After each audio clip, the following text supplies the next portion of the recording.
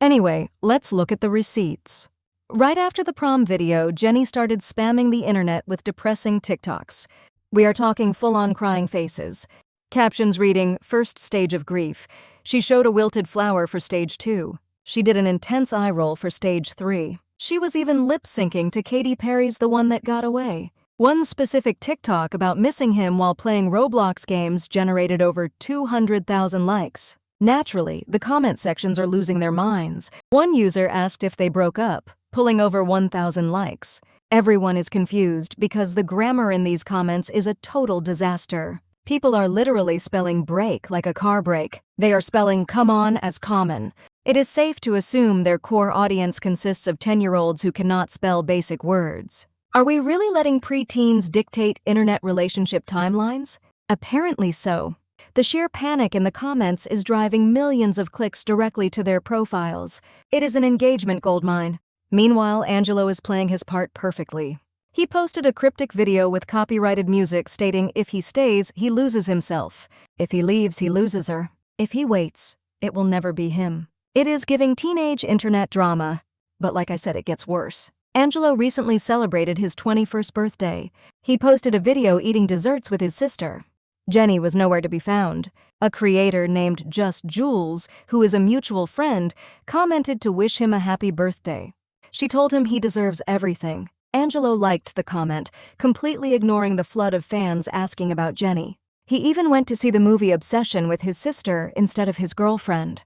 He refused to answer a single question in the comments.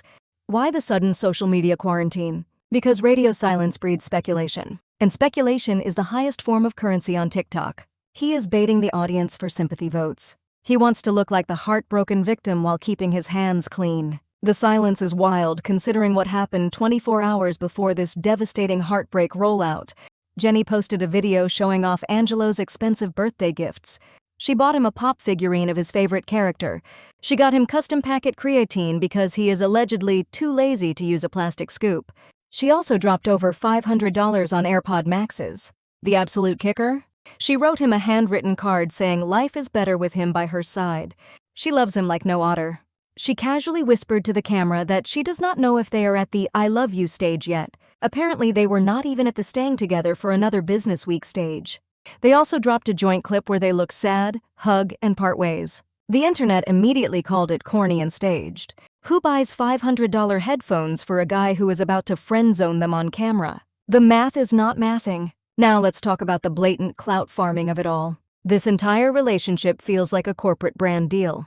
Before this, Jenny was a dominant force on YouTube Shorts. When she transitioned to TikTok, the environment shifted. The comment section relentlessly bullied her appearance. They called her chopped, cringy, and unworthy of Angelo.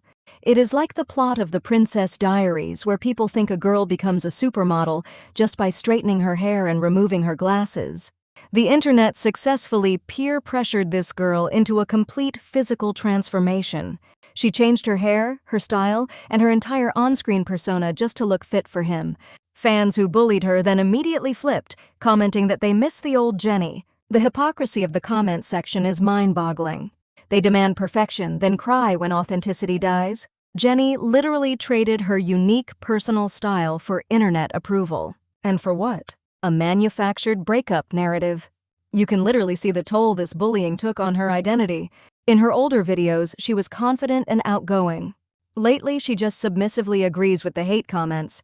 During the prom vlog, her behavior was completely bizarre. In some clips, she talks normally. A second later, she switches to her high-pitched, fake YouTube voice. She used confusing girl math to explain why she had to wake up at 6:30 a.m.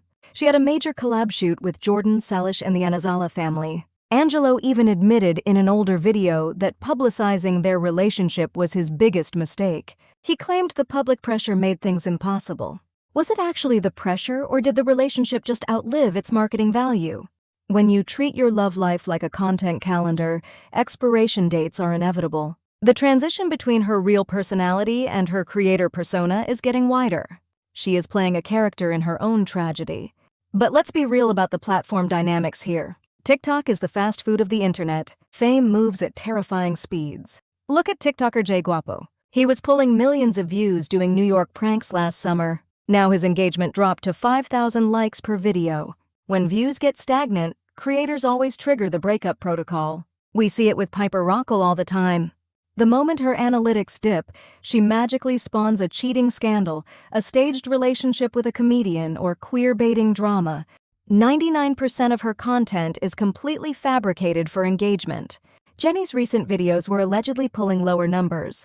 Suddenly, a tragic, highly monetized separation appears. The pattern is completely predictable at this point. Drop a couple vlog, accumulate hate, launch a glow-up arc, and finalize with a dramatic split. It is a 4-step blueprint for infinite retention. Let us dissect the economic reality of these creators. A single viral relationship video can secure brand deals worth tens of thousands of dollars. When that relationship plateaus, the financial incentive disappears. Audiences get bored of happy couples. Drama is the only thing that sustains long-term interest. Jenny and Angelo know exactly how to manipulate these metrics. Every crying TikTok is a calculated invoice. Every cryptic caption is a bid for higher ad revenue. They are not heartbroken, they are just balancing their corporate ledgers. The viewers are the ones paying the emotional tax. We watch them exchange luxury items like tech accessories and fitness supplements, completely ignoring the transactional nature of the interaction. It is performance art masquerading as Gen Z romance. Furthermore, look at how they utilize side characters to validate the plot. Bringing his sister into the birthday videos creates an immediate contrast. It forces the audience to notice Jenny's absence without Angelo having to say a word. It is passive-aggressive storytelling at its finest. They are dropping breadcrumbs for commentary channels to pick up. They want people like us to analyze their clothing choices, their facial expressions, and their playlist selections. It is an interactive alternate reality game where the prize is higher placement on the algorithmic feed. Jenny's sudden dependency on sad music trends is not an accident. It is an intentional alignment with highly searchable audio tags to maximize discoverability during a crisis. The sheer scale of this orchestration proves how detached internet fame is from reality.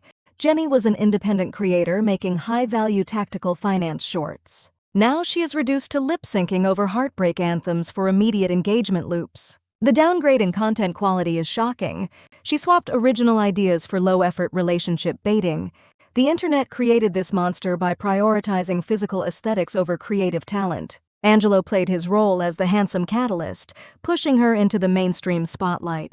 Now that the transformation arc is complete, his character is being written out of the script. It is basic narrative structure applied to social media accounts. Angelo is already soaking up sympathy comments while holding his brand new $500 headphones. The internet has delusional expectations for women, calling celebrities like Sydney Sweeney chopped the second a paparazzi photo looks normal.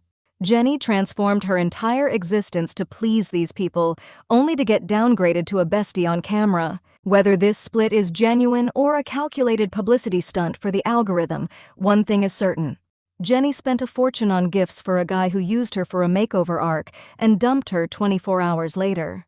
That is the real tragedy here. The cycle will inevitably repeat itself when the next quarter's analytics show a downward trend. Expect a tearful reconciliation video in exactly 3 weeks. Until then, keep tracking the receipts.